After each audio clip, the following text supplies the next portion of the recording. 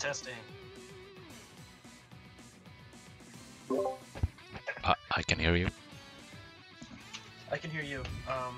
Say something a little longer though, just so I know if it's skipping or not. Hello. Let's go. I heard that clearly. Nice. I need a moment to add my headphones, but that shouldn't mess anything up.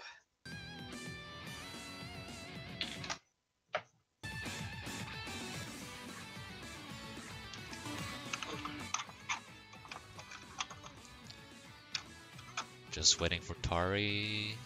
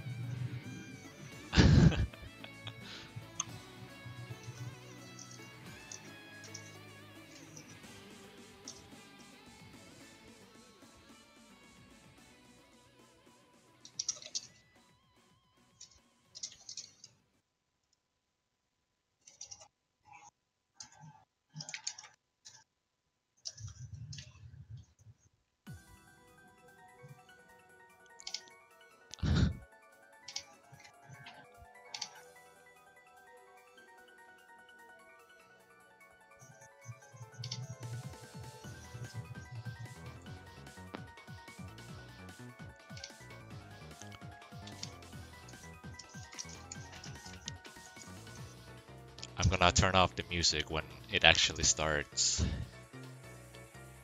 I can't hear any music on my end, so... Word? Yeah, if you have music going, at least I can't hear it. We'll know, I guess, for sure when Tari joins, if he can. Wait, what? There's no music on the stream? I can only hear your voice. I'm not currently on the stream, though. Oh, okay. I think if I do, it might cause, like, some overlap sound-wise.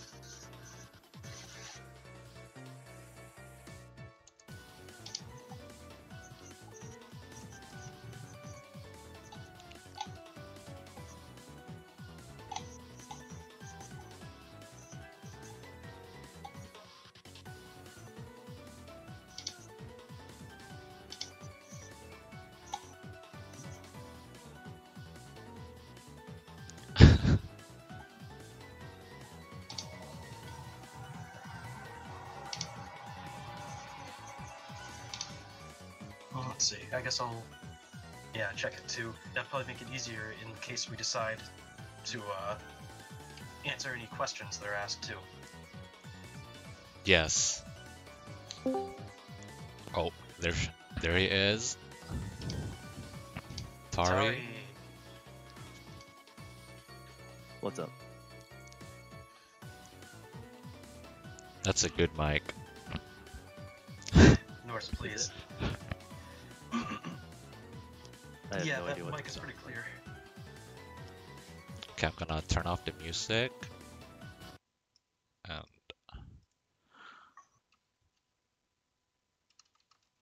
can people hear us? Absolutely not.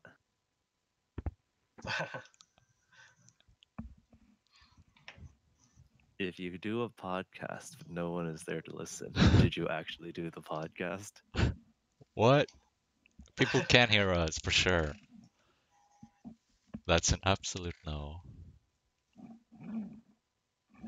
If he can't hear you, you'd think he wouldn't say no, though.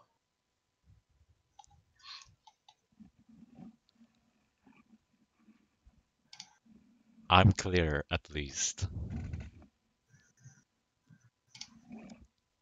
Okay, Hiari's clear, it says. Okay, so we'll do the podcast with Hiari speaking to himself. No. I need all y'all. Okay, what if I do this? Okay, you guys speak. Hello there. Hi, how are you? Oh, okay, so you're being trolled a little bit. Good morning, America. And Europe, I guess? Wait. Well, No, that's midnight. good afternoon, America. Good Bit quieter. morning, Japan. I hella Yeah. boosted them. I boosted them. I went that I like put you to max.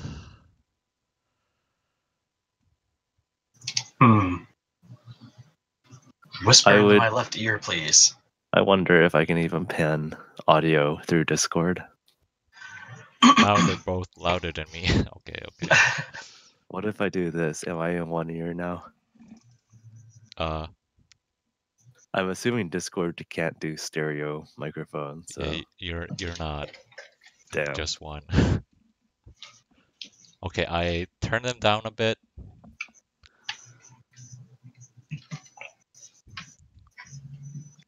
So this should be okay, I hope.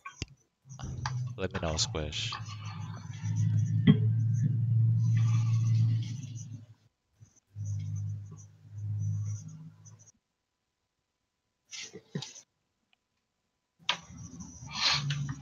Well, I guess we have to be talking a little bit for that to work out. But yeah.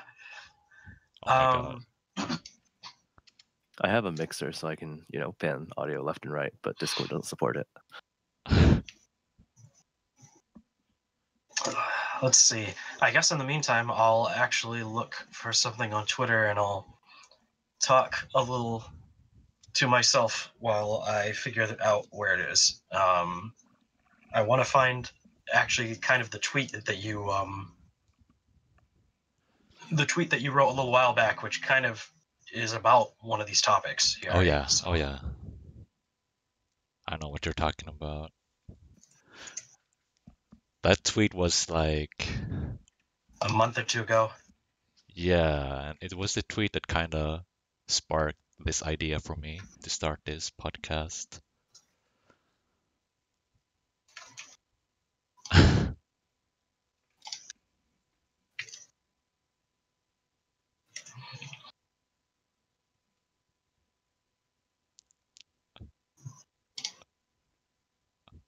Oh shit, 60. Thank you for the 2-month sub.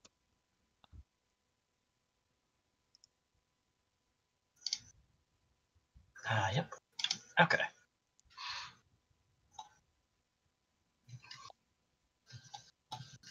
Okay, so I found it. Yeah, we can pull this up in a little bit. So it sounds like we mostly have the sound stuff worked out, according to... Holy crap, shit. subs. Jeez, Oh my Louise. god. Spooky going in. Spooky zap. Well, this is a good start. Spooky Halago is.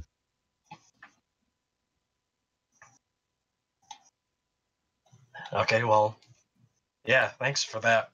As I say this for other people's sake. Thank How you, generous. Spooky.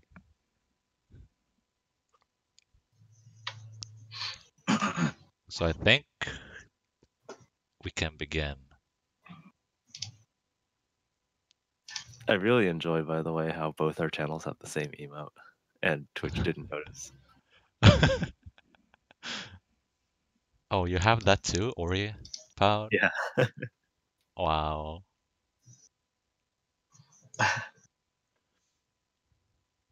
Okay, so I don't think there's anything else. We can start. Okay, Okay, then welcome to the first of many Unist podcast. I'm Hiari and I'm joined with Vinegar and Tari. hi And there. Hello. today we're gonna talk about misconceptions for beginners. And I If I can, on an aside, I feel like pointing out this kind of works out well in every way except for probably time, because you've got West Coast, East Coast, and Europe.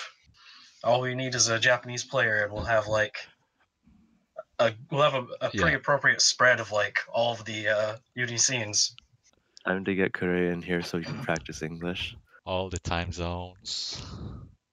I will totally invite him. It's also like, 7 a.m. over there, but Yeah, I think that would probably be the hardest part of arranging everything. Okay, so yeah, back on track as to what Hiari was saying. So misconceptions. How do we? Misconceptions. How do you prefer to start this off? I guess.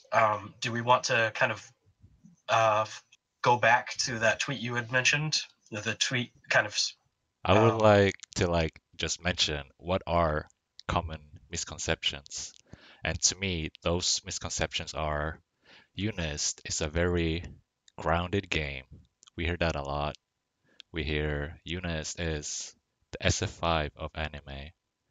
And another misconception I hear a lot is blocking is good. I And think blocking is good. You should take that a bit farther and say, yes, you know, it's very without context that kinda it's a very confusing statement. It's really bold. yeah. All of those sentiments. I think. I mean, there's some basis behind them, but if you take those at face value, which tends to be a lot of the problems that the Unity community has, is just taking certain statements at face value. But this is a very contextual game, so in a sense, if you want to compare it to most of the other, so to speak, anime games, it's more Street Fighter like, just in that there is a lot more time spent on the ground, and you don't have, uh, it. Most characters don't have double jumps. Air dashes are very limited, that kind of thing. You have got blocking is good, which as things go in this game, yeah, you're not being punished for blocking the same way as some games that have like a guard bar and that sort of thing. Right. The thing we hear a lot from newer players are it feels like they're blocking forever. There's a lot of what do you call it? Unlimited pressure. one of the things that's interesting is people coming from games that aren't, melty, aren't used to rebeats Right. and reverse chaining and all of that stuff. So uh, let's see. So basically, as far as clearing up those misconceptions, I mean, some of that is of course going to be a major community effort. It would require people to put in that effort to just clear that up anytime it comes up. But it can be a little hard to moderate all that stuff, especially given the prevalence of misinformation on Twitch chats and that kind of thing. Right. Wait, I need to fix that dashboard thing. Sorry, just okay. Okay, I fixed it. I think the Unist podcast sounds pretty great too. Real quick, somebody was asking if we're taking questions. I think that'd be a good idea, but probably after we cover at least the first two topics, and then we could probably put that alongside the backup topic of Vorpal for beginners. Yes. Let me see. As far as other misconceptions, I'm trying to think of any. I mean, there are the ones about character strength, but a lot of that is very subjective. Wait, which one is that? I mean, as Squish even mentions in the chat, Akatsuki is bottom 5, Akatsuki is top 5. You know, ideas on character strength are extremely subjective. The game has, I think, still a lot of potential for things to expand. It's only been out for a year and a half now. Yeah. I don't think we're gonna. That's hard to talk about because it's gonna be about tier lists, you know. Yeah. We can focus on like why do people think it's grounded, and is it really that grounded with characters like Seth, Merkava, who else? Yuzu. It There's definitely Batista depends on your floating. character. Yes. But even the characters that still like play more of a grounded game still go airborne. So we could definitely add chaos to that list of aerial characters. yes. Yes. That character never stays on the ground for me. It's so hard. I think chaos in the air more than Yuzu is. So basically, yeah, what is the answer to this, do you feel? Is Uni a grounded game? Is it about even? I feel like most of the time people say this only because, again, if you want to draw the comparison to, I don't know, the ground game of Blaze Blue, or I mean, if we want to go to an extreme, we could say the ground game of BB Tag. Right. So the entire problem here stems from the fact that Uni is considered an anime game, and because of that, it gets compared from an anime perspective to things like BB, Guilty Gear, Arcana Heart, Melty, and basically every single one of those games is an air dasher. Mm. And Uni, by its very nature, is not an air dasher. Yeah, and so in that sense, it is, quote unquote, grounded. I guess also when you take into account with when you jump into the air, you're more vulnerable than like in Blaze Blue, where you can air block most of the things. Chicken blocking is not a thing in this game. And a lot of the stuff on the ground are air unblockable. I mean, grounded normals. There's like only a few, like Gord 5C. You can block that in the air for some reason. Is there something else? I think that's actually the only one. Yeah. Ankidu 4C. Oh, right. Oh, okay. yeah. Chaos 6C. Yes. Yeah, that one is one too. Yeah, as a rule, air unblockable is kind of the norm. And many of those air blockables can just lead to an air unblockable in many cases. Right. So I would say the sentiment that it's a grounded game is not really wrong, but because people say that, again, drawing it as a comparison to other anime games, it's taken at face value as people don't generally jump, and being in the air is a bad idea almost all of the time. But it isn't.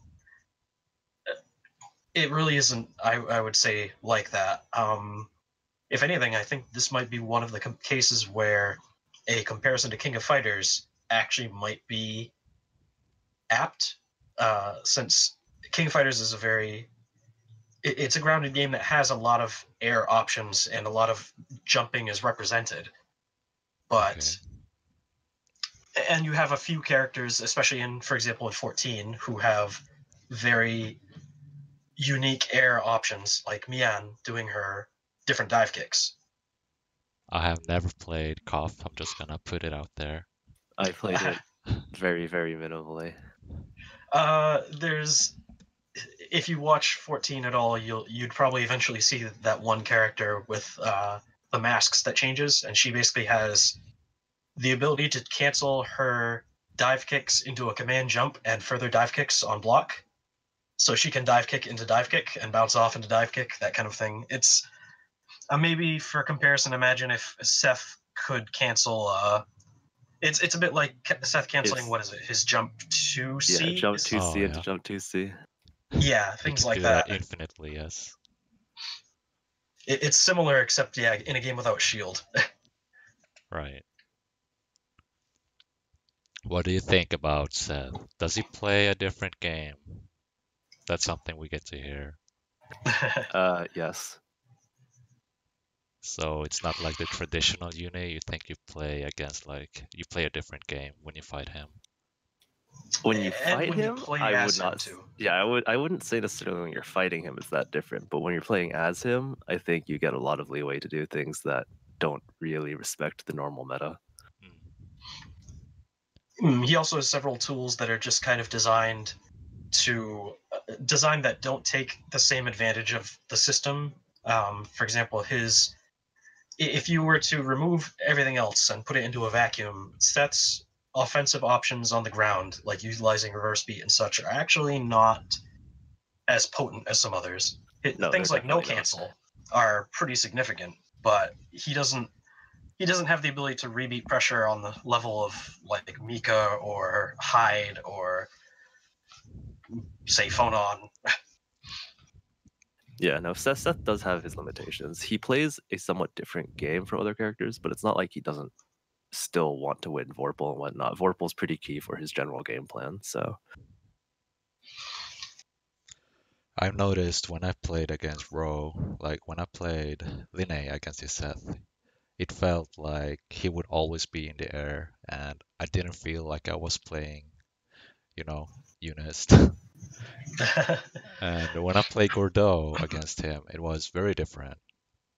Then he would opt to stay on the ground, and that's like more what I'm used to. yeah, Gordeau is very good at sort of forcing the game back to a more standard state in that particular matchup. Yeah, it's almost like going back to Uniel. I think Uniel, like in general, was more grounded. Yeah, it Unist, definitely was. yeah, They added so many air options in ST. As well as making some that were not terribly useful far better. Examples being Aurier force function was almost never used in L. Carmine never had his air force function. Chaos's options were a bit more limited, and so on. Gordeau has air options now. yes, he does. That too.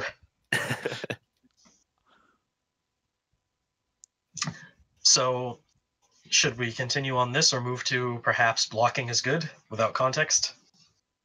Blocking is good. Oh, yeah, we can do that. So wait, we can like draw a conclusion. Yeah. So that Eunice is a grounded game is very contextual to what characters you're against, right? We can agree to that. It's like only. I'd say. Sorry, continue. No, it's fine. What I was going to say, just I guess alongside that, is yeah, it's a very grounded game, strictly in comparison to most of the other anime games, especially the key Arxis games. Yeah, it's grounded in the way that you taking to the air leaves you more vulnerable compared to other anime fighters because of the things we mentioned. You can't block most of the things. There's no air blockable. I mean, there are, but not many of them. Mm. Yeah, one of the things that you hear a lot about it in particular is that going into the air in uni is a commitment, Yes. which is true to some degree, but saying it's straight up a commitment is also not entirely true because of the fact that it's actually fairly hard to punish someone for just jumping in neutral. Yes. Agreed. I definitely agree there.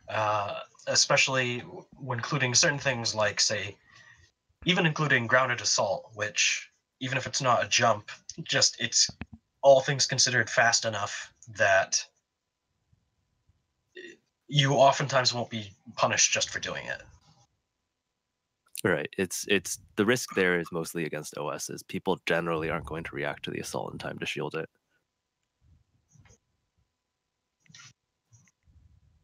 And even if they do, some characters are somewhat privileged there.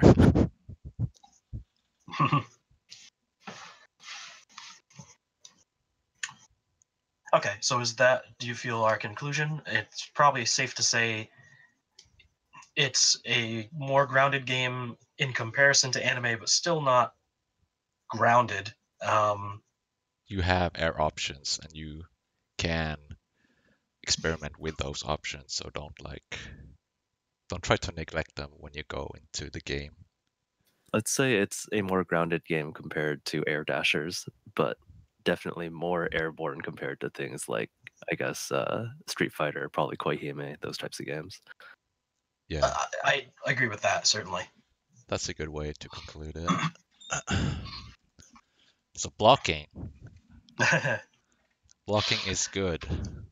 You win if you just block and just take the throw. We know that. Okay, let's not even get into the I down back and tech every throw idea because that's one of the most terrible things I've ever heard. But it's so common. It is that is actually a very key common misconception. Yeah, that defense is so strong, or defense, blocking is so good that in theory you should win every game just by getting the life lead and then down backing for the remaining 80 seconds or something. It's to give my opinion on it, I guess. As per blocking is good. Yes, blocking is good. Without context is, as you had said in your tweet, that's kind of yikes. It's basically it's really removing one of the most key parts of what makes this game work, which is simply mental overload. Just you can, in theory, certainly down back and react to almost everything in the game because there are very, very few forms of offense that are unreactable, and only those are only tied to a few key characters in very particular setups. Vat Drill and Hilda doing her 50-50s. But blocking is certainly good in the game, compared to a lot of other games, especially a lot of really fast-paced anime games. If you are blocking correctly, you are usually not being punished for it. I think it's probably worth saying that the idea that blocking is good is not saying, particularly, at least from the perspective of people who play the game, it's not saying that blocking is the way to win the game. What people are saying is blocking is not you losing. Exactly. Like in other anime games, if you're blocking, you're probably losing. Yeah.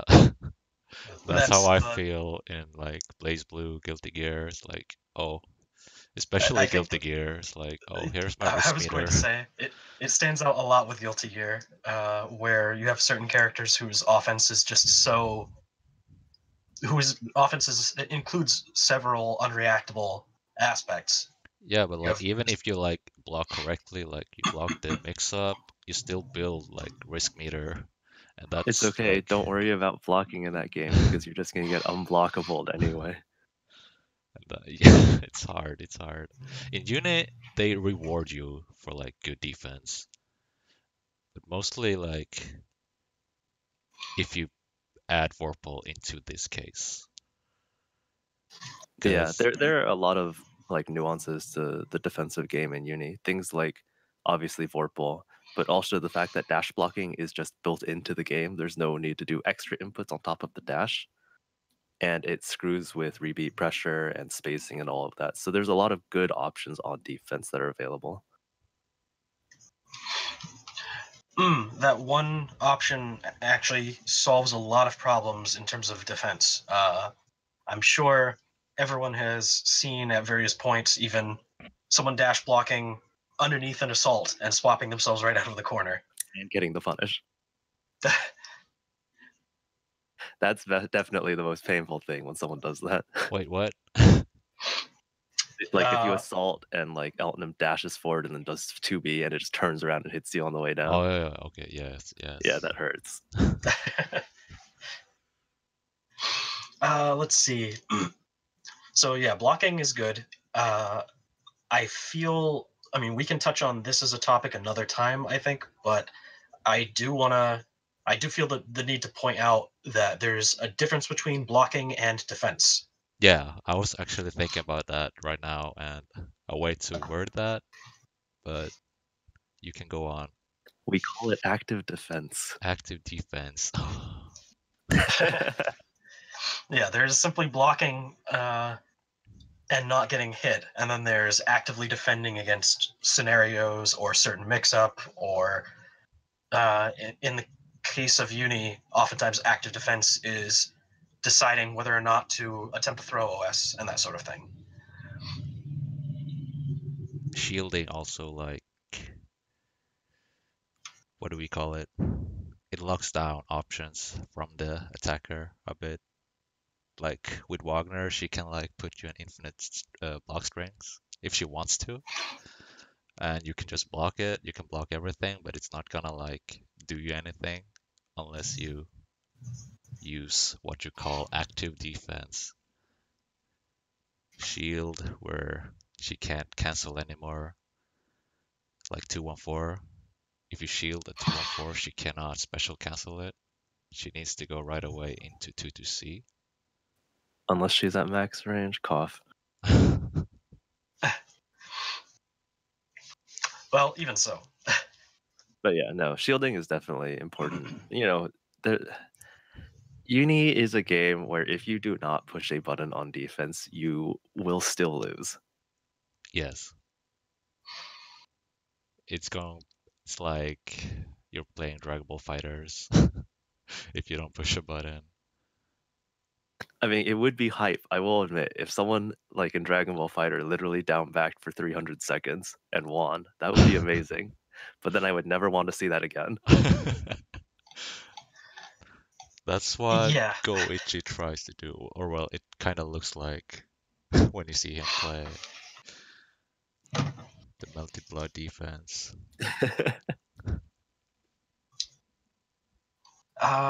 Okay, so I feel like we have at least one other misconception to clear up, but I'm trying to think of what it is. So, Street Fighter of anime, grounded, blocking is good. No mix up? I think we could add that alongside, the last part of that initial tweet was there's no BS in the game, it has cross-up protection. Oh, right. I forgot about that one.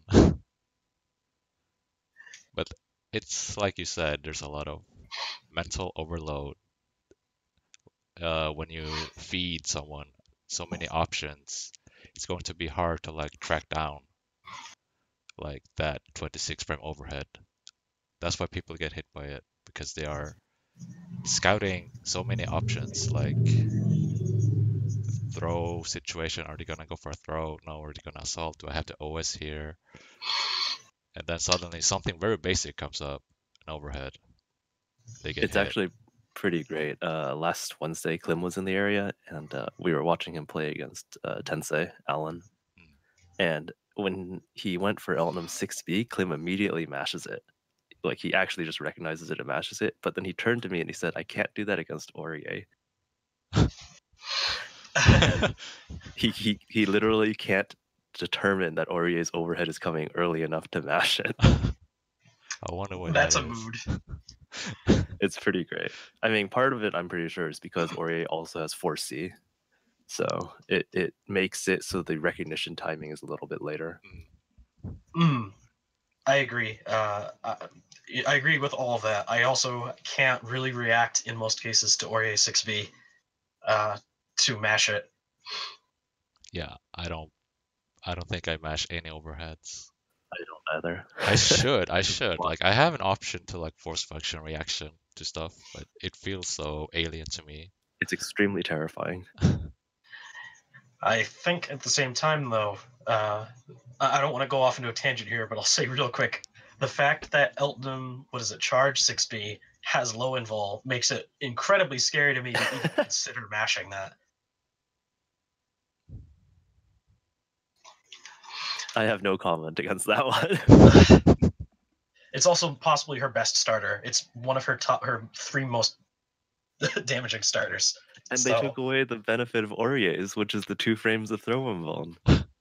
I forgot about that. Ori, she was airborne. Yeah, she was actually airborne for 2 frames. Yeah, I actually got messed up by that so many times. I would be like, okay, this guy's gonna go for the overhead. I'm just gonna mash 2B, and I would mash 2B and get an air hit and mystical burn because I go to 2C right after. It's like, oh, okay. Okay, so to go back to the I guess the final part of this topic of what there's no BS in the game has cross protection, or would we want to touch on defense and reactability? We could save that for a future podcast as well, though. I guess we could just sort of sum it up briefly. The idea that there's no mix-up in the game or no BS in the game. Yes, there's nothing unreactable in the game, generally speaking. There are command throws, whatnot. But the way pressure in the game works is mostly, you can consider it sort of a player versus player type of thing, where you're trying to get the opponent to make the wrong decision.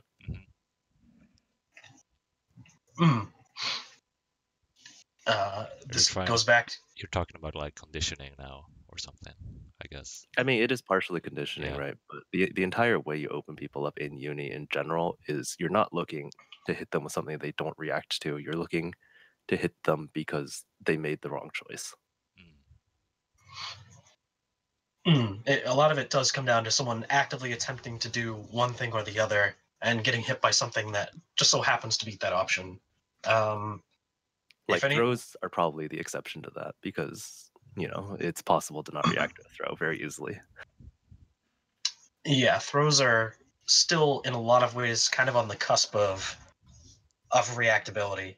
And then once you step out of that vacuum and you start including a lot of other things, yeah, it becomes much more difficult. For me, throws, that's where like everything starts for me. Yeah, I try to establish the throw like really early, so like I can imprint this kind of scenario for my opponent. So next time I enforce that scenario, they will like look for the throw, right? And that's where it comes to what you were mentioning. Make them do the wrong decision. That's where assaults come into play and staggers, like all these if you mental think about, overloads. If you think about like the actual type of mix-ups you see people do, things like empty assault twice into like backdash into 6B as hide or something, you're like, these are completely empty strings. It's a good like 3 seconds of them actually not doing an attack, but it's pressure.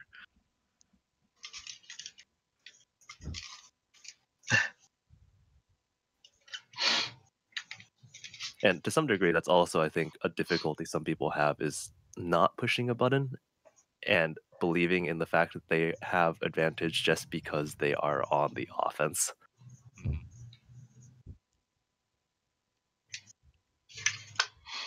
Cross-up protection. How real is that? They actually made it a lot more like strict in this version, didn't they? I mean, it's harder for like Carmine to do cross-ups now.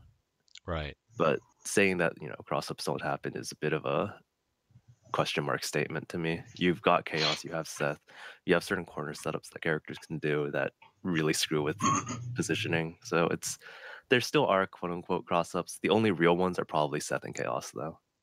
Yeah. Mika. Mika. Okay, yes, sure. Wait, what? Did I miss something? Mika has Oh, a yeah. pretty legitimate cross-up game, thanks to the way that Missile works. EX missile, yeah, forgot. People don't do that to me.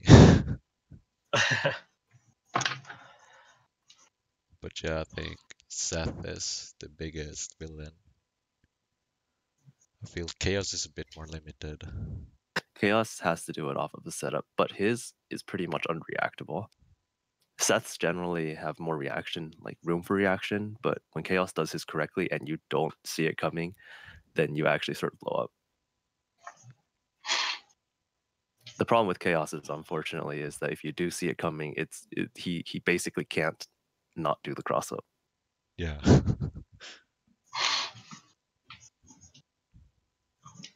Okay, I feel like this probably covers the basic misconceptions, but to summarize,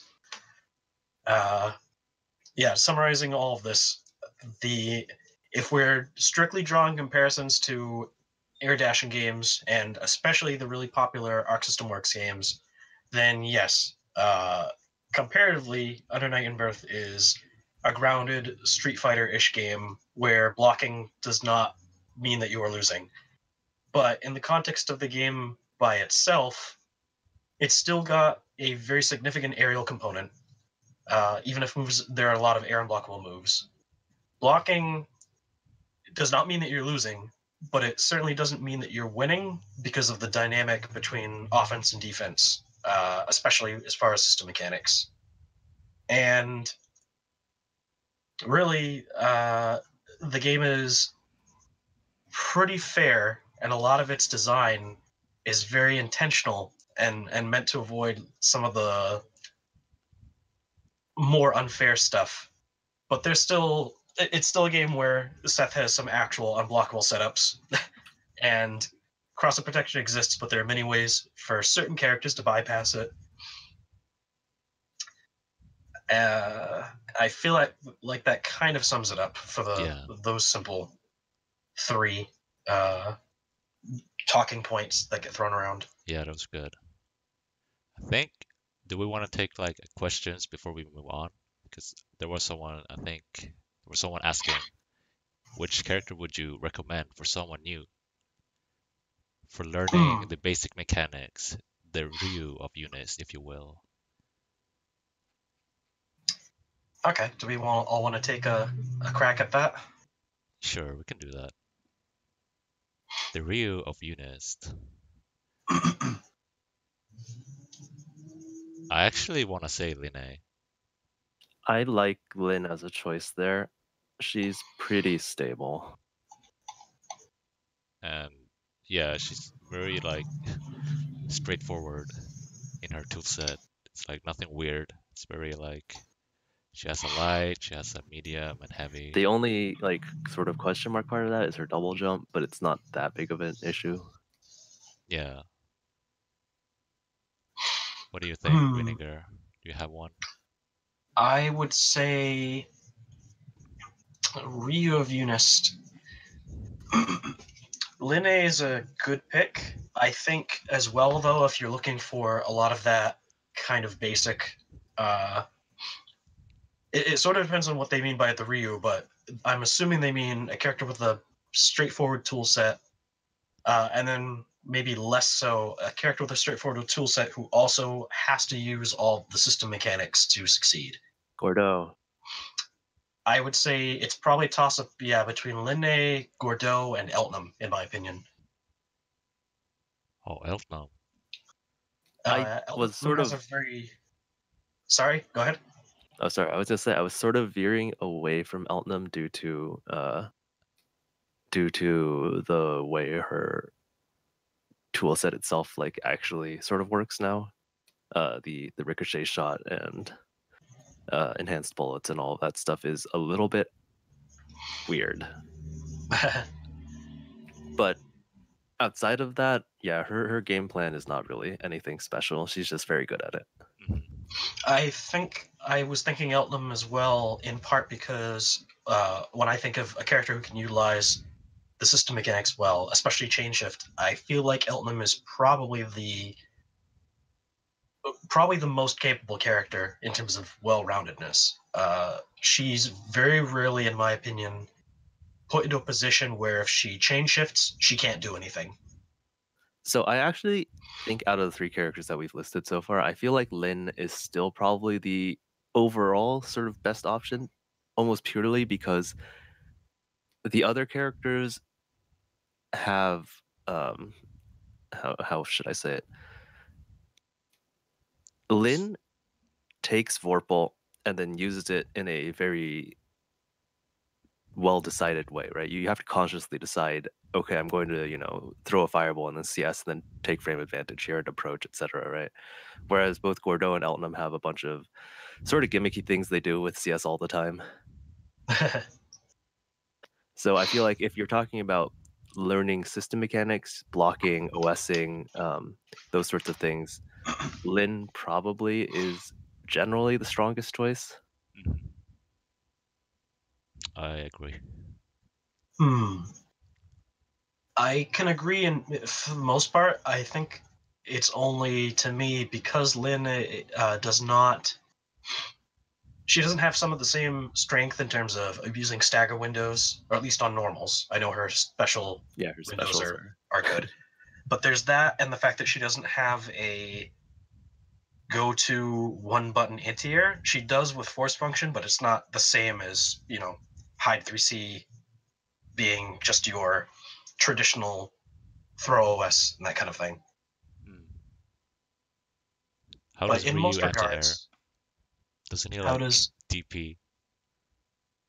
Ryu, doesn't he like anti-air with DPs? Do they actually have? DP or crotch heavy? Oh, they have like real anti-airs in Street Fighter. or he just They goes under. they do, but the reward is much lower than anime games as a rule. Mm. He'll anti-air with crotch heavy, and it will knock the opponent back and do damage, but it's not like he usually gets a full combo off it, that kind of thing. Okay, okay. I think for someone who's learning defensive options, Gordeau might be the better option if they want to get into defending and how you're supposed to play on the back foot a lot more. Gordeau is a character where understanding that helps a lot. Whereas Eltonum obviously is a character where you can get your sort of offensive rhythm going a lot earlier, I think. Mm. But between the two, I definitely would say Lin is overall more balanced in the learning for the system in general. That's fair, I think. I realize I'm just scrolling through and we're getting a lot of questions. We could probably do a separate podcast at some point just on that. Eltonum does have a hat. Lin would be pretty cool if she had a hat. Lin with a beret would be pretty cute. But no. No. She needs to show off her thing. What do you call it? You can just put the beret on the back part of her head. It's fine. Her ahoge can still be there. Oh my god. Or you could Do put we the want beret to on the answer? top of the ahoge. Do we want to answer any more questions, or do we want to move to the post-tournament, pre-tournament talk briefly? Did we get many questions? We've got a few. Right after the Ryu, let's see. If we just continue to scroll down, what are the most common places to use shield to get someone off your back? Oh, What character is easy and lets you push buttons on people? First question is that's a big one. That could be a topic almost in itself, but actually that ties in really well to the backup topic. Yeah, actually, that's right. And which character is easy and lets you push buttons on people? I mean, the go-to crusade would just be to say Wagner and then make anti-Wagner jokes. Wagner, Eltonum, Seth. I mean, Seth, not exactly, but if someone doesn't know what's going on, you can totally just dive on them 25 times. Yeah, certainly. I would say Wagner and Eltonum probably the most out of those. I would like to add Phonon on that list. Phonon Yeah, I mean, you're not wrong. It's just that she does it from much farther Yeah, away. like I used to compare Wagner and Phonon. Like Phonon is like Wagner, but she's doing it at a distance. Imagine if Phonon had a guard point. If her force function guard point did, oh my god. Just put it on her dash B. Oh Jesus. That would be funny. We could easily do a bad ideas podcast too, but for a yeah, as far as that question, I think Eltnam, Wagner, Let's just leave it at that. Yeah. yeah, Okay. those are the two most easily you can just kind of walk up and push buttons on people. Phonon the same, but she has a different range in which she walks up and pushes buttons on you. All right. I guess we can move on. So tournament stuff. I'm very curious about your overall feelings. I don't know if you wrote anything up, Hyari, I haven't about written anything. what were your CEO Taku overall sentiments besides, I guess, well, no, including the obvious, because not everybody talks to you the frequency that I do. Like, what I was looking forward to was just playing as many people as possible, and I did get to do that. And like, it felt like I didn't have time to do anything else except eat. And I was kind of curious what the level was in America. And it was kind of high. Holy shit. There was like this one Phonon player that really surprised me. I mentioned him before, Enigma. I don't know if you know him. Didn't he I kill someone? think I remember the name in the Discord. Oh Yeah. right, he's the one who killed Lamp, right? At the Yeah, he blade, something like killed that. Lamps Gordo like 3-2, and he also killed my Gordo 3-1. It's like, wow, who is this guy? It's really good. The tournament itself was really like well ran. I was super impressed. Like everything was on time, and I think if I had to choose like the most fun set I had in tournament, that would be against Fendo. Because both me and Fendo, the interesting part here is like we both play against the characters we play. Like he plays against Linnea a lot because he's got JJ, and I play against Wagner a lot because I have Eagle. So with those elements kind of clashing, it's really like it gets interesting because he really did show signs that he knew the matchup. Like he would force function my Kugas, and he would like always get the punish for it. And I did feel like the communication between us was like so fierce, so It's to actually speak. pretty fun to see Fendo get hits because he is a bit of a lab monster as well, so he has a lot of interesting routing. Yeah, he does a lot of damage. Wagner does a lot of damage. So let's see. You got to play a lot of people. You came out of it basically feeling that the U.S. had a bunch of strong players. Was there anyone that you were looking forward to meeting for the first time? Yeah, I know you had already met Squish. You'd already met B. I guess you had never met Trill in person before. Oh, that was first time Trill, yeah. Meeting Trill, holy shit. The World Well, Warrior. there was a lot of people, to be honest, that I wanted to meet, like including you, Tari, like all the West Coast people, Norse, Trill, you know, you guys have a special place in my heart.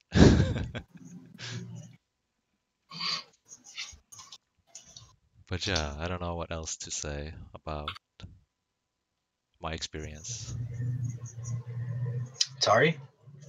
What? I'm pretty sure this was not your first CEO Taku, but I'm It curious. was. Oh, it was. I don't travel anywhere. Okay, well, what were your overall sentiments? Fun event. Weather was extreme. Extremely what? Hot, rainy? Hot, humid. Oh yeah. Yeah, the weather was pretty interesting. Walking outside, crossing the street in like drizzle, and being like, "All right, cool," and then literally watching my roommate walk in 1 minute later, completely soaked from head to toe. Yeah. Yep, that's Florida. Oh yeah, since you're West Coast, I guess it's usually much more. It is not humid, though it is hot over there. It can So get hot. It's not really humid, and the rain is cold. yeah, Florida weather. Yeah, I had to warn Lamp at one point, and he didn't. I don't think he believed me until like flash rainstorm, but the sun was still out. What do you think about the humidity compared to Japan's? Every single time he stepped out the door, he just talked about how hot it was, and I can say compared to Osaka, it's much more humid. Yeah, not the first time I've Yeah, been to Florida humidity though. is the real issue here. Yeah, I don't think he ever stepped outside without remarking immediately that it was hot.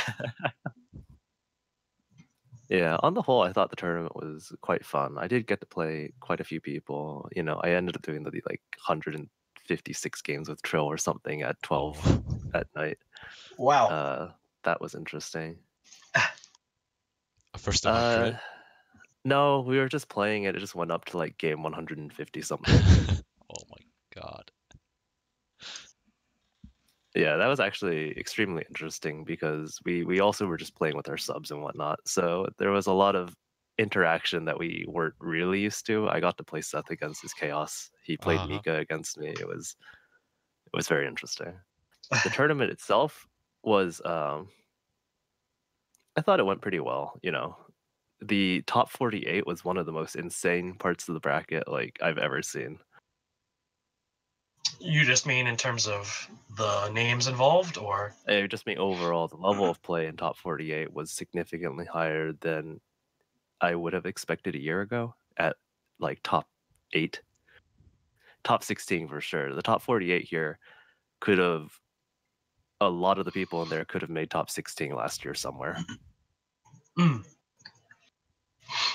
Shoutouts, random shout out actually to Duel Seeker's run getting all the way into top 16, and then actually getting knocked out, I believe, by you in those matches, right?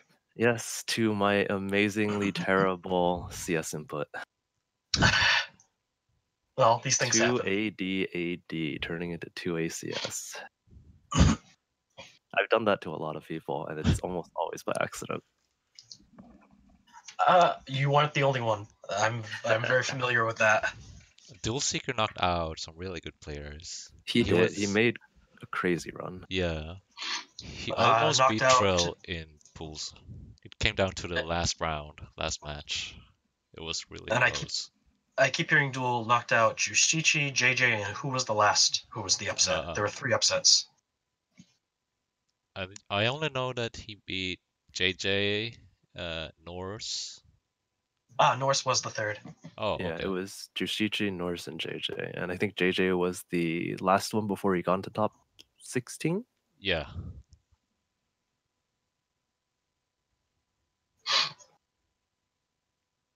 One of the most interesting things about that top 48 to top 16 was also seeing, you know, people who placed in the other tournaments this year not even making it.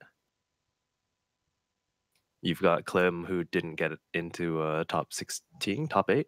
I forget, top 8. Yeah, not into yeah. top 8. Yeah, Yeah, he he didn't make top got 8, and then eliminated Maiko didn't by- make top 8. Wait, Michael? Yeah. Yeah, Maiko, as I recall, got knocked out by Double Wagner. Or was that in top 8? He lost to Eagle and then he lost to Red Blade. Oh, okay, okay. Oh, I actually remember him tweeting about dying to Wagner tomorrow and stuff like that. Yeah, he prophesized his own doom. There was also one big upset, Spinach versus Clem, I think, that a lot of people didn't see coming. That happened off stream too, right? Yeah. It was unfortunate.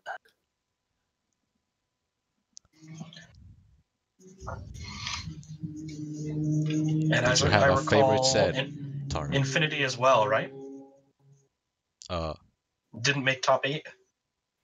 Yeah, you're right. I Yeah. think he didn't make top 8. Who knocked him out? I recall him fighting. Yeah, he was in top 16, and who was it who knocked him out? Trill knocked him down to losers. But who actually knocked him out though? Was it Klim? Klim? Oh, was I it? remember them playing each other, but I couldn't remember who won that one. Yeah, it was Klim. I'm sure Klim played Phonon against him. And I saw him block assault jump ace. 2 or 3 times at least. He I blocked was it enough talking times to that he was making a statement. I was talking to him afterward. I kept asking him, why don't you ever confirm your 6B one-hit counter hits? And he was just saying he doesn't practice it. Yeah, I talked to him briefly at the dinner afterwards, I think, and I said, amongst other things, I said, you did a good job of blocking those assault jump A's, and I remember mentioning to him, his playstyle reminds me a lot of my own in that he plays so much on feel when he lands a hit that even if he already had a combo worked out, he might just sort of improvise it partway through, but it still works out. Yeah, it was nice to see him, enter a tournament again here, and do pretty well for someone who really hasn't been playing for a while. Hopefully, his play will give him a little more motivation to start playing again. Oh yeah. Yes. He actually is considering Climax. And Oh, he's currently leaning towards going. I talked to him earlier today, actually. that's exciting. I think kind of the elephant in the room, and I'll touch on that. Well, I guess I can touch on that now, is simply Clear Lamp's run. But before I really get to that, a common sentiment I've been noticing from a lot of the stronger players has to do with kind of that realization now that a Japanese player came and showed everybody what he was capable of. People who may have been getting a little bored with the current level seem like they're more inspired to play, and I'm hoping Infinity is included amongst those. Mhm. So one of the things that I think is pretty worth pointing out here as well is I don't necessarily know how many people think that the level wasn't high enough. Like there is some difference, obviously. There's a huge playstyle difference as well. But one of the things that has been happening at top level uni is you tend to see the same 8 to like 15 people at the top. And so it gets a little bit stale. And so having Lamp come over, having Hiyari come over, all of the Euro guys, and then I guess at Climax we're going to get Lamp again and Sonaru. So I think having different players, basically fresh, play styles and all of that coming in helps inject a lot of life back into that circle. Yeah. This also, of course, includes Eagle. Yeah, like I said, all the Euro guys. Yeah. Like I would have been super sad if I hadn't gotten to play DHD and Tokaz and Walker and all of that, right? It's really nice to see all these players who you literally never ever get to play. Yeah. On the flip side, of course, that means I also didn't get to play matches against some people I would have liked to. I didn't get to play any sets with like Red Blade. I only did the one with Bolt. Didn't play with Angel or Burger or anyone like that, So Wow, but they were at the suit. they were at the suite, yeah. It was unfortunate. Just not quite enough time. 3 to 4 days is not enough when it's, when there are more than 250 people all there to play the same game. The suite was also a little bit of a blow up. Sorry to anyone who couldn't quite get in. The space available was simply a limiting factor. Mm.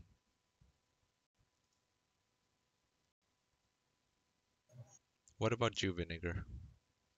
What about? What did you think about Taku? I can't say I was even. I kind of forgot that I even hadn't said anything. Well, Taku was the first uni major I've been to since coming back. Really, it's the first fighting game major I've been to in quite some time. I mean, if we're not including the stuff in Japan, like Toshinsai and stuff. A lot of it went kind of how I expected. By that, I mean, I think the tournament was run really well, and I really think CEO Taku is, for the US, it's probably the most respectful tournament for Under Night. It feels like that game gets a lot of really good treatment every time it's been there. The brackets and everything seemed like they were run either on time or more timely than typically at tournaments. It was really cool to see a lot of people who I've only met online, especially in the Discord. Well, in multiple Discords, I guess, because I, at numerous points, got to play or at least speak to someone, and then they'd be like, "I'm X or Y person." I go, "I know you because you talk about this thing or that thing." I should have played more, but my head wasn't really in it, and that's fine. It's just evidence I need to be prepared for next time. And I guess lastly, I'm just really glad that everyone had a good time, and especially that Lamp had a good time, because I was really worried for him at first. I thought that like jet lag might do him in, or that some hiccup would occur, but he generally had a really great time. Everybody was super friendly. He came out of it thinking that the US scene was really strong and had a bunch of interesting and like just cool people that he apparently wants to meet again. So That's nice. I wish I'd gotten to spend more time hanging out with you though, Hiari, because it was just kind of, well, same thing that you guys were saying. Just too much happened over the course of like 3 or 4 days, and Yeah. I only got a few glimpses of you. Felt like. It's Yeah. okay. I literally didn't even like talk to Hiari until Sunday.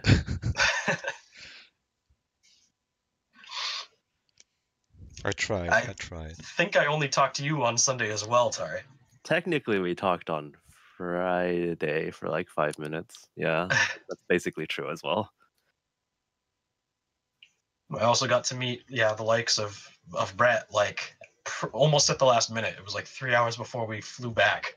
Was Yep. when I was like, "Hey, it's Brett," and he went, "Hi." That was kind of it. Yeah, Brett. Yeah, it was the same for me. First time I actually met Brett, it was like before top eight. Like 1 hour before top eight, he came up to me and was like, "Yo, I haven't said hi to you yet." And then we like talked a bit. But generally we didn't talk much. Oh, So much going I will on. say this because I thought it was one of my favorite stories from Taku. Someone apparently checked in as me for the event. Checked in like in the hotel or entered the bracket No, as you? like so I went to pick up my badge and they're like, "What's your name?" And I told them, and they're like, "Can you give me your like actual name?" And I gave them my Smash GG name. They're like, "Oh, you're checked in already." Oh, Like someone's already checked in as you. But it sounds like you never managed to sniff out whoever it was, huh? I have no idea who it was, and they just gave me another badge because apparently they didn't care. They didn't even check IDs, but it was a very entertaining moment for me. I was just like, "What's going on?" wow. Okay. Interesting.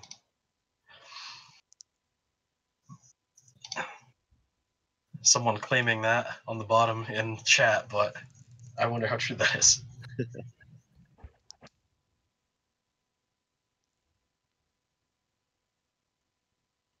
Is that it for Taku? Is there I something else? think so. Unless anyone else has any stray thoughts, do we want to talk about the next one next month, Climax of Night? Climax of Night. Oh my god. I'm so sad. I wanna go. But yeah, that tournament. Ooh, we got Sanaru and Lamp. I've played Sanaru quite a bit actually. Like he was one of the players that I got to play against in Japan. Like he was the absolutely first one I played. So it's gonna be interesting. I haven't seen him play. Like he's so rare. Like he doesn't show up on stream much.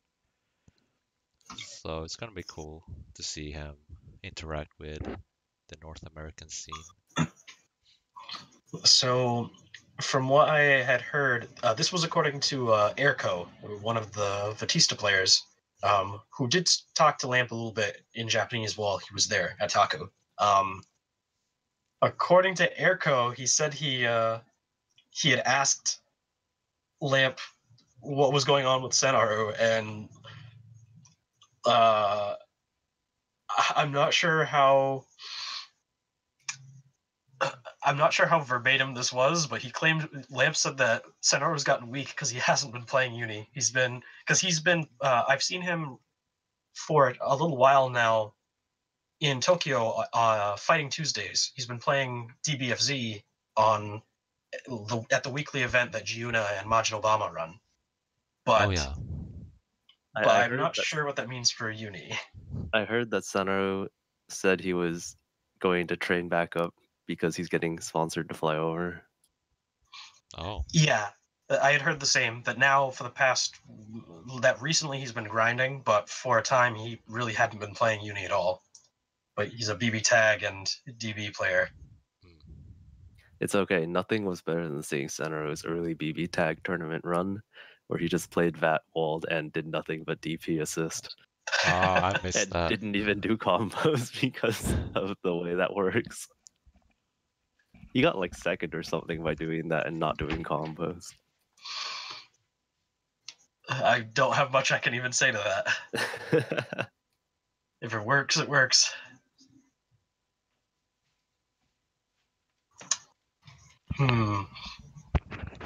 I think we should get Kamone over here. I would be, pretty excited for someone to fly Kamine over, especially if we were to fly him over and force him to play Ankidu. Yeah, I think he actually came over, like 2 years ago or something for Evo? I believe he was at this, no, not this Evo, he was at last year's Evo. I remember him tweeting about it. Yeah, didn't Raito also go?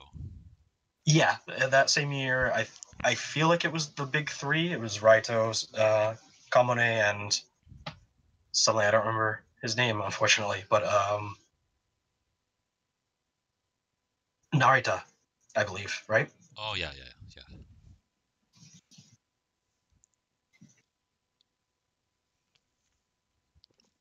Who else are going to Climax from America?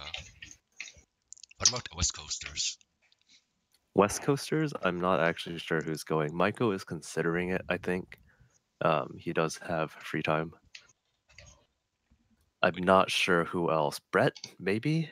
Yeah, I think he has like Climax of Night on his Twitter tag, so I guess he's going. Outside of that, I'm actually not sure who is going. Yeah, I think it's still a little early. There's still at least another 2 weeks for the earlier registration, and then, yeah, who knows? We'll probably have more to say on that in the future, I guess, but you know how it is with tourney registration. Yeah. A lot of people don't do it until really late. Oh, right. KFL is going. Interesting. Or whatever his actual handle is. I challenge you to read it. I think it starts with an F.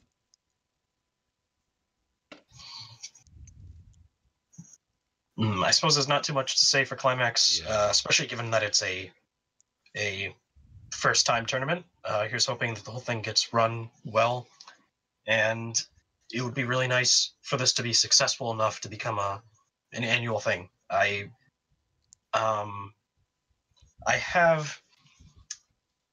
would need to look into it more, and I want to talk with people possibly a bit more about it, but I would really like it if the Uni community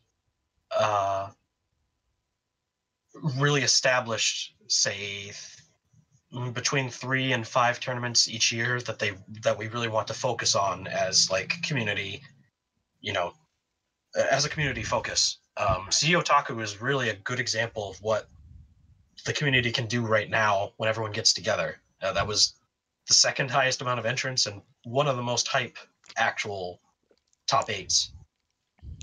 What was the hypest moment? Was that the Gordo pick? That was not hype. What? How's that one? That How's was that not? anti-hype. Did you not How? hear everyone in the crowd screaming, "Don't do it"? I heard do it. People I swear said I heard don't do before it. do it. I heard do I it. think that was hype, and there were some who wanted it. I don't feel like that was even a bad decision by itself. I think it was just the way that things had progressed at that point.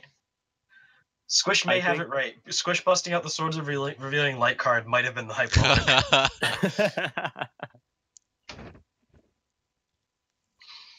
I also appreciate seeing Lamp's reaction to Squish literally winning 2 games by just doing wake up Tatsus. Yeah. I was didn't actually notice his seeing reaction. those fucking language. I saw like those wake up touches like a mile away. I was like, okay, he's gonna do it here, and he did. It was so sad watching him get all the wake up Tatsus. Well, it was happens amazing. sometimes. Welcome to America.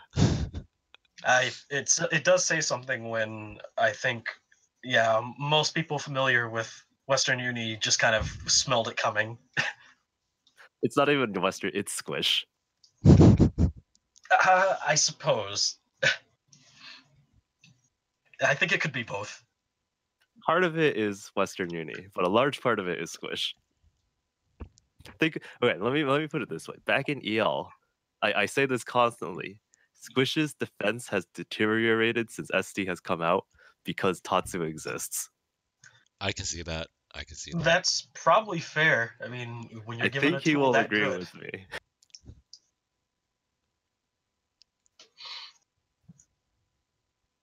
Yeah, I don't know how much you can even say when you're given a tool like Bitatsu with those qualities. I think most people's would.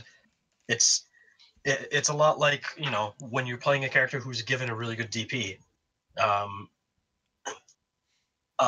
If I had to say as much, the fact that they gave Byakuya a reversal, even if it's not the greatest, means that a lot of Byakuyas will just they will succumb to the temptation and they'll kill themselves.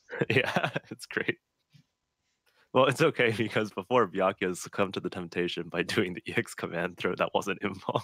I actually know of people that avoid characters with DPs because they can't like resist the urge to DP. So they play like characters without DP, so it like indirectly boosts their defense. Yeah, that's sort of me. I just accidentally have generally never played a character with a DP as my main. You just press 2A instead. Yeah, I just mash. I understand this a lot. I feel like I've said to some people before, at least, my experience as far as the first fighting game I started to get decent at was only a few years back with Persona 4 Arena. And since everyone had a 2-button DP there, I made significant efforts to avoid abusing it. And that's kind of carried over to how I play a lot of other games where even when I know I've got one, I have a tendency to not do it, even when I ought to. So even in that game, my character, her DP. You played Labris, right? Yes. Yeah. The actual 10-0 against friggin' Chie. Yep, you could actually argue that in that game you still played a character who didn't have a DP. I played Yosuke. I had a DP. I was very happy with that DP. His DP was Yosuke. I played Yosuke and I liked his DP, but I've really gotten to that habit of just I don't want to do this. So it definitely affects your mindset. Like he was the kind of character you would just whiff DP into another DP. Yeah. But yeah. Okay, so I think at this point we've podcasted for about an hour.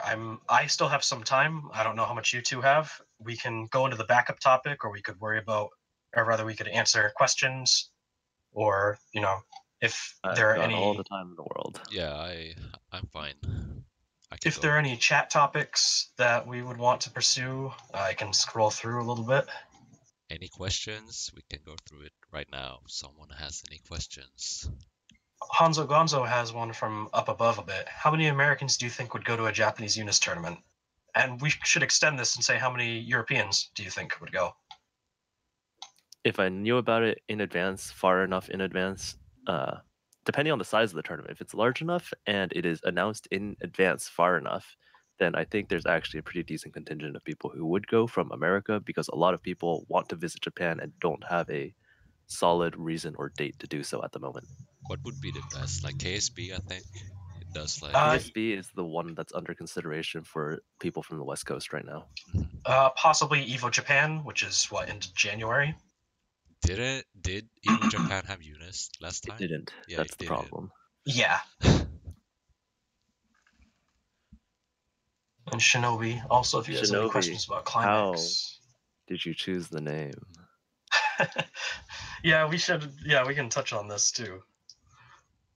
If you guys have any questions about Climax, and yes, what's the lore behind the name Climax of Night, which even has caused you some trouble doing Wait, things did it? like registering hotel rooms. Oh no. I'm a Budokai 3 main, Spooky Zap.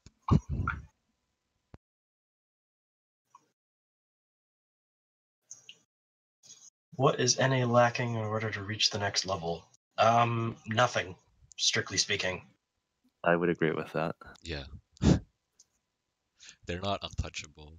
Like, you saw it happen. More than anything, it's a difference in experience, I feel. If there's something I would like to say about like top player Japanese and just the Western in general, is how much risk the Westerns take in comparison.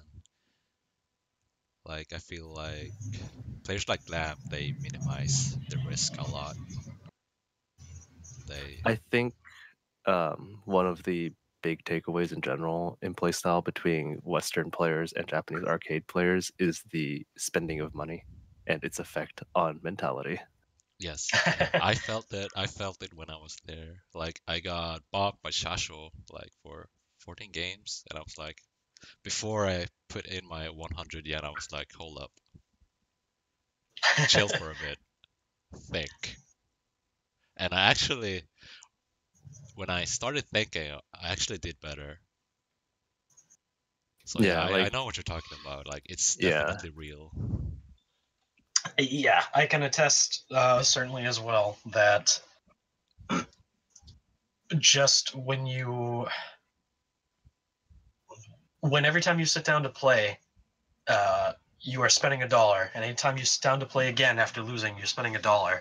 It pretty quickly starts to get the gears turning in your head. You start thinking a lot about, like, the moment that you do anything that costs you $1, you start to think much more deeply about it than if you can just sit down and put out a ton of really anything, games or otherwise.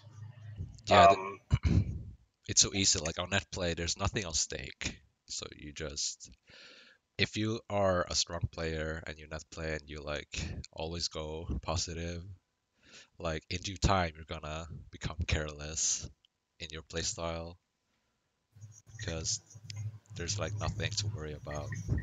I can feel that on myself actually. I think it's interesting also to sort of to think if you watched the way Lamp played, he was pretty consistent in the way he was playing. It's, very fundamentally solid. And he basically played to win. But not everyone who was fighting him was necessarily playing to win. Like, in the sense that I think people who play on console all the time don't feel the pressure all the time, like, I have to win here, otherwise I'm going to lose money, sort of thing, right? So you come up with some silly things that make you happy but aren't necessarily smart. Who was it who has spent the last 3 days being extremely proud that they hit him with Wake Up 66B. Oh, that was silent. And take your victories where you want them. But I feel like that might be a decent example of it, thinking about that one particular interaction rather than the looking at the big picture Yeah. of what breaking it down step by step and being like, why did I get hit by this thing? And at this point in the match, why did I make this choice? If it's instead like I got to do my meme, it definitely is coming from a different kind of the roots are different. Yeah, it's definitely a little bit different. Red Blade in chat's mentioning this is, part of what money matches help to cover. And it is true, money matches do sort of help to what's the right word here? Imitate that sort of situation, that atmosphere. It's not quite the same, but it can help. I find it a little bit more artificial, but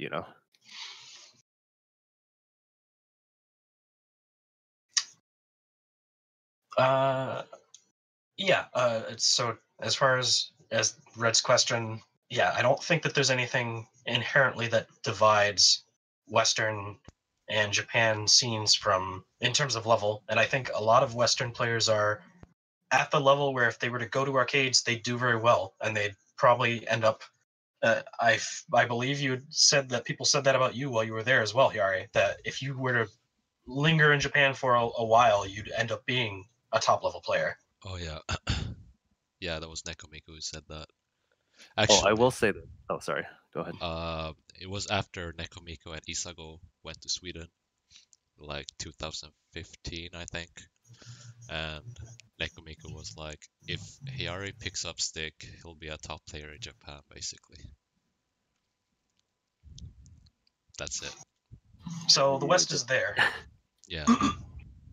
What So were you going to sorry. say though? Yeah, I was going to say one thing that I think is super apparent, extremely apparent, as a difference between people who play an arcade and people who don't. They clean up their inputs significantly faster, and they just generally have better input consistency than players who don't actually waste money on the game. Yeah. Not to say that Lamp didn't drop his fair share of stuff, usually when it came to just combo enders. Yeah, I mean, he Like was web dropping setups. things too. Yeah. Yeah, but I think in general things like dash blocking and those types of inputs where you're pushing like multiple buttons at the same time, and inputs where if you screw up you'll die. He didn't get those. He actually uses macro for the dash block. Mm. Just saying. When playing on Right. console, yeah, He he does does have a use button it set for macro. in console, but you know what I'm saying though. Yeah. Yeah, you definitely feel the pressure to clean up your input a lot more. Like I don't care enough to clean up my inputs. How do I even start doing that? Cleaning up inputs. Yeah. It's just Think about practice, them right? when you're doing them. Yeah, that's basically it. I guess I feel like we probably have about. I think that might be it for our for that topic at least. 60 Mixty had a question of, I don't recall if you answered it already, but do you guys think throws are unreactable up close? Throws by themselves are reactable up close. Rather, throws by themselves are reactable. But once again, when you have someone who's actually enforcing uni mix up and they're making you think about a dozen different options at once, like assault and rebeat, if they're no canceling, if they're using whatever their character has for unique pressure options, it's you generally won't be teching throws that much on reaction. It's usually on some level you're anticipating that a throw will be coming. I think in general, though, yeah, like Vinegar said, in a complete vacuum where the only option they have is walk or throw, you can tech throws on reaction, yes. But, no one is only going to walk and throw, so good luck.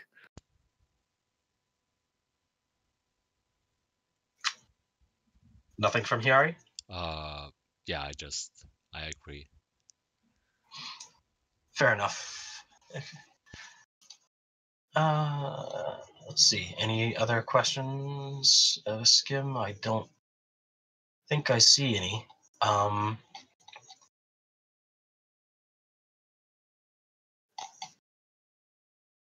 Okay, if you two are interested in touching on the backup topic for maybe 20 minutes, 20 to 30 minutes, I'd probably be done with the podcast myself at about that point. Yeah. Sure. So Vorpal for beginners, it's kind of a bite-sized title, but I kind of thought that was a good way to put it, just in terms of like, for a lot of new players, there's not really a proper understanding of basically how you ought to be viewing Vorpal and how you ought to be using Shield. There are, of course, other mechanics we could talk about, but considering those two are more central than something else like Veil Off or Guard Thrust, I think it'd be best to just give our opinions on how people ought to be trying to use Vorpal and be considering the cycle, and So an understanding of how Shield ought to be used, especially when you're starting out. yeah, let's preface this by saying this is going to be sort of a shallow introduction to it because it is one of the like core concepts of the way defense in this game works. So Yeah. Okay, then should I start, or do either of you have any thoughts that immediately come to mind for this?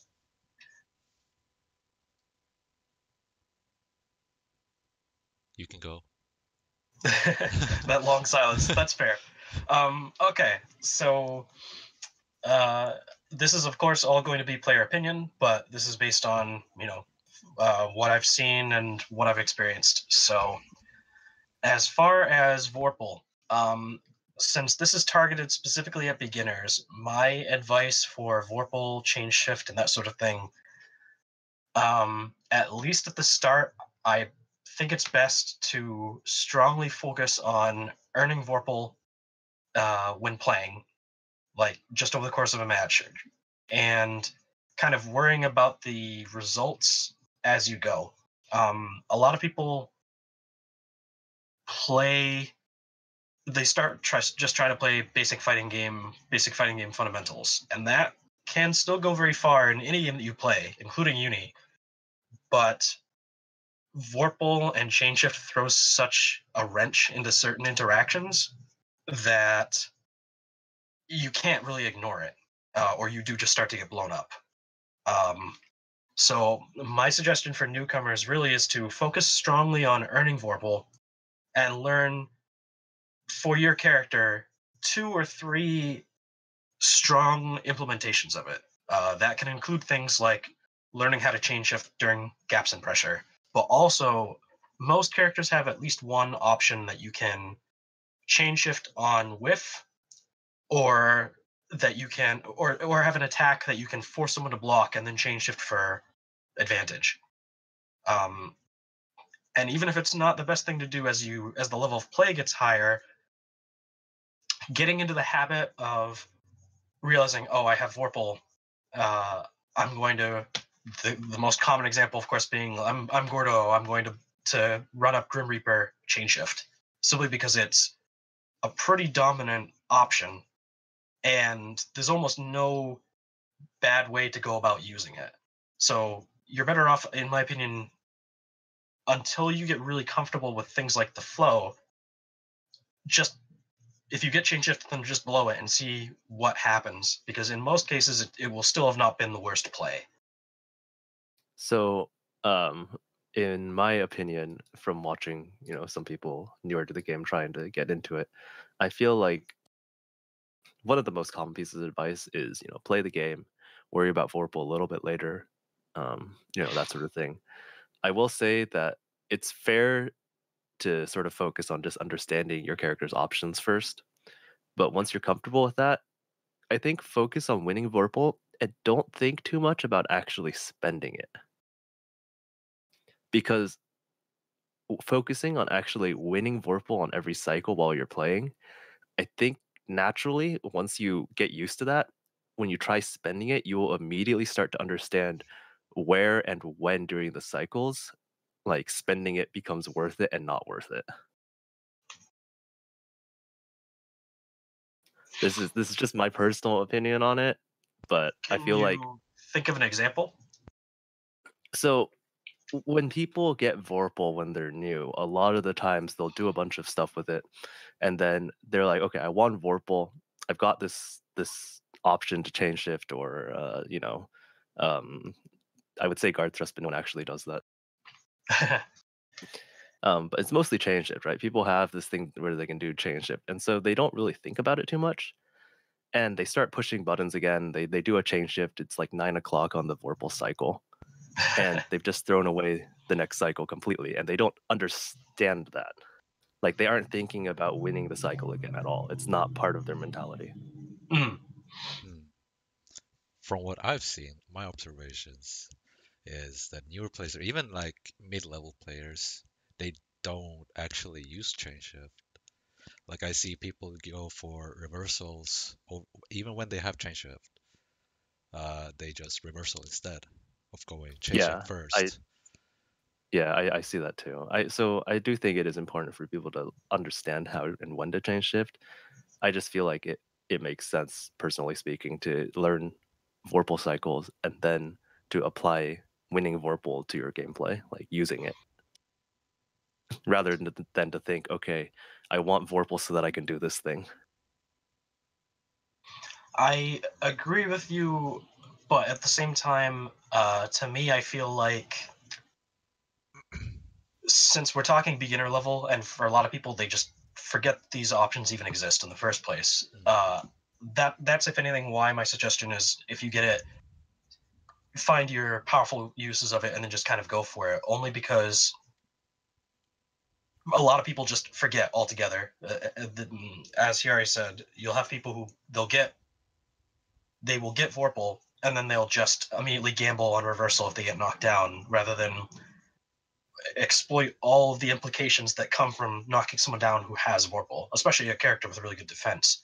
So to me, it's kind of a case of I would suggest people get very used to using it just so they know the different applications of it, and then start to understand and apply like the actual grid war and knowing, oh, maybe I shouldn't use it now because the cycle's about to change, and if I use it, it will give this to the opponent, that sort of thing. Yeah, I would Yes. actually say the cycle thing will come to you after application of chain shift. I think So, the first uh, thing, like I would always suggest to new players, is to actually use chain shift. Like on wake up, I think it's a very basic start, and it will like you will start noticing when someone doesn't respect your chain shift, then maybe you build from there, and you'll start thinking about cycles more. But so yeah, sort of to build on what I was saying earlier, there are like two additional sort of points to it. One is that I think by focusing on winning Vorpal all the time and not necessarily blowing it, you understand when you use it the benefits of you having Vorpal, not the opponent. You see that a lot more clearly early on, I think. Um, and then I also think it's easier to learn to use CS effectively after learning Vorpal than it is to learn to win Vorpal effectively after getting used to mashing CS. That said, it is a player by player sort of thing, and there's no right or wrong way to do this. But I can definitely see where you guys are coming from as well. So Yeah, I think you kind of hit the nail on the head there. The most important thing really is it still comes down to player preference and the speed at which different players learn. Because I've certainly, uh, even just including this past weekend, I played a handful of players. I didn't play nearly as much as most of you guys, but I do recall playing a few newer players at different points, and just the speed at which some of them had learned the game compared to others. Uh, there was one player from, I believe he's from Jersey, Isaac, who I played for a little while, and his hide wasn't totally there, but there were certain system applications that he really surprised me with his usage of. And then there were a few others I had played who had pretty much said, "Oh, I started maybe a month ago," and there was a distinct Netplay vibe to some of the tactics and some of the understanding of how options worked. Um, it still is going to be tied to what your prior fighting game experience is and just your personality as a player. I do think it's important, by the way, that maybe important's not the right word. I think we are all agreed that it is important to focus on and understand the system mechanics when you're learning this game, though. Like, don't just ignore them. Yeah. Yeah, please use the tutorial. It's not the most clear at times, but a lot of it is very solid, even despite that. It covers a lot of things and is very helpful. I apologize, by the way, for the Yuzu in-game tutorial, even though I'm not the one who wrote it. Oh, right, because there are certain parts of her tutorial that are very, we'll say, esoterically worded. Press Things and are hold A, add B, add C, hold D, release A. Like, what? so. The last. Oh, that's a question I want to answer, but some of it's a little embittered. But before that, so the other topic on Vorpal for Beginners, which someone had kind of asked before, opportunities to use shield and when is the right time. A lot of that is going to again come down to the player versus player level, but I'd kind of like to touch on that. There are certainly situations in this game where you can shield something for free, like literally for free, and you can see a lot of newer players just don't understand some certain windows like that. Uh, the tried and true example being anybody playing Gordeau for the first time, or even if they have a lot of experience, and not shielding Mortal Slide. Um, there are certain attacks in the game that are multi-hit and are telegraphed enough that you can shield them almost every time as long as you're not letting yourself get overwhelmed, and that is a free shield for you. When Gordo does Mortal Slide, that's the standard example because it's a 2-hit move, and the gap between both hits is fairly long. So you always, and Gordo cannot cancel this move at all. So if you choose to, you can always shield it in such a way that you shield the second hit, get a grid block benefit for that, and you start to limit Gordo's options right afterwards. But there will be a lot of players who just don't know how to cope with this, and they actually get bullied by this move, even though it's not that threatening if Yeah. you've managed to block it. A lot of players actually get intimidated by the long range normals in this game. I will say if you are watching videos or something, looking at shield habits, I suggest if you're newer to focus mostly on like the first round of the set, because after that meter usage and whatnot starts coming into play and shield habits will change accordingly.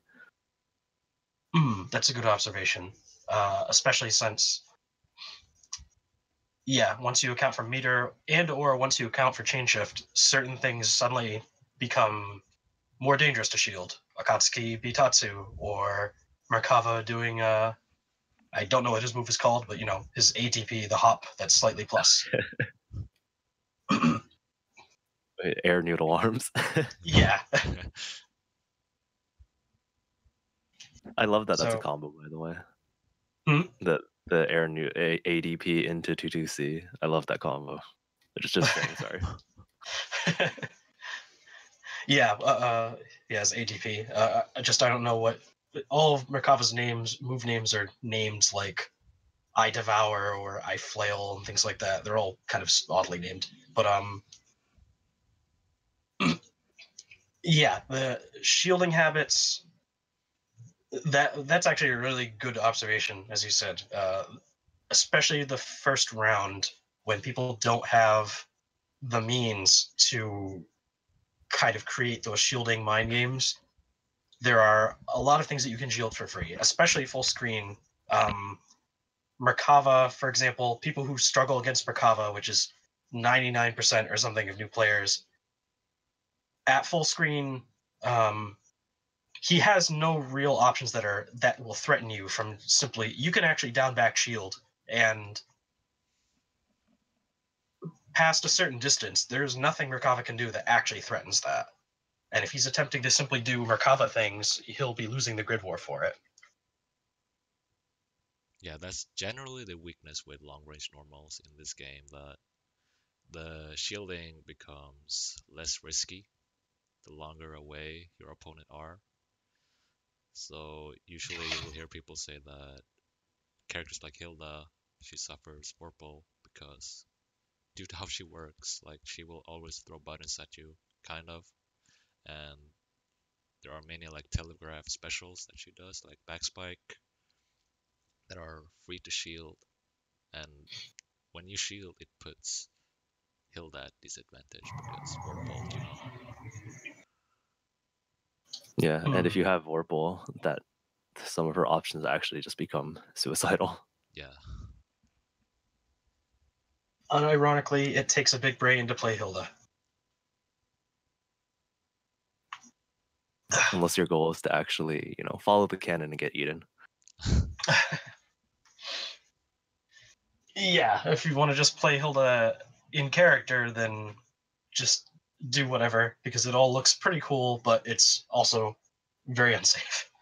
Yeah, do something unsafe and then oh ho ho on the side. So, okay. Is that it? I think so. I think so. Somebody has said like, "Oh, what are Netplay tactics that don't work on offline?" I think someone mentioned that. Assault jump A all the time. Yeah, what are things that work on Netplay but not offline? Actually, Assault Jump A is gonna work offline too. Not gonna lie. Not all the time. Not all the time, but it will work. It's not. I think It's Assault not Jump as C strong, is like a bigger thing. but it's certainly still fairly strong. Yeah. Depending on your delay, rebeat and mashing buttons, people won't be able to react to rebeats online. Yeah, it's hard. Include mashing on wake up, which is not the worst option, but in an environment where it's harder to meaty and that sort of thing. But yeah.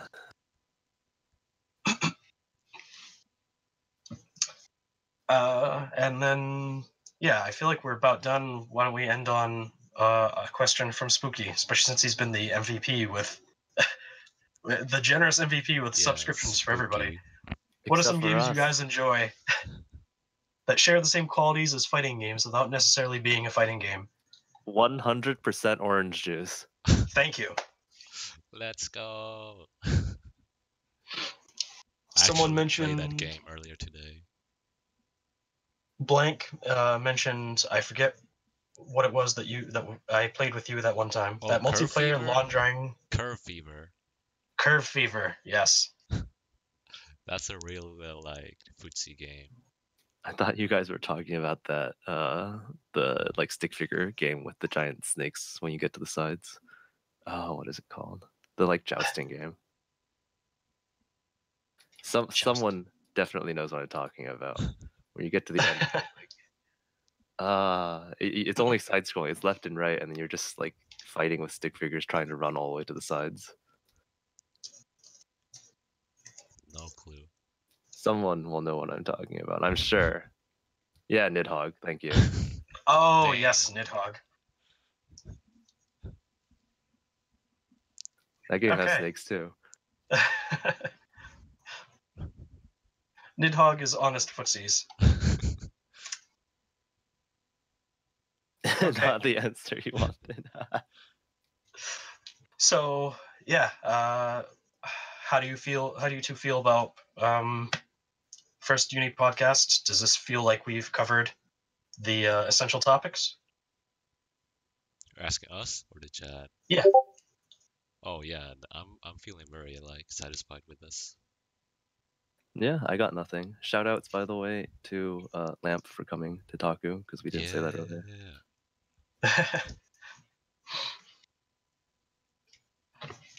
Yeah. And I'm looking forward to hopefully getting to Climax of Night and getting to see him and Senaro. I'm gonna be sad. I wish I could go. I'm so sad. I wanna go. Hiari, fight me next week. Yeah, you're in UK next week, right? Yeah, starting on Saturday. Nice.